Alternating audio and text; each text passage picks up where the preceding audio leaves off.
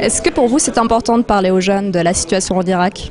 Oui, c'est très important pour plusieurs raisons. La première raison, c'est que c'est important d'aller au-delà des clichés tels qu'on peut les voir dans les médias, et c'est donc important de rapporter de manière très concrète un témoignage de terrain qui est le mien au quotidien en Irak, et c'est très important de le faire partager auprès des Français. Pourquoi? Parce que moi, mon intérêt, c'est qu'entre la France et l'Irak, les relations se développent dans tous les domaines, culturels, politiques, économiques, évidemment. Et donc, mon intérêt, c'est d'essayer de déchirer le voile et de déchirer les clichés et de faire apparaître la situation telle qu'elle est dans sa réalité, c'est-à-dire dans une situation qui est beaucoup plus avantageuse qu'on ne l'imagine à première vue. Et tout l'exposé que j'ai fait, qui a duré presque 1 heure devant les jeunes, avait pour objectif d'essayer de convaincre et de montrer qu'il y avait des choses à faire en Irak, que la France devait opérer un retour gagnant en Irak, que c'est dans l'intérêt bien compris des Français, de tous les Français, puisque ça a une incidence sur notre emploi, c'est une incidence sur la croissance en France, pour les entreprises françaises.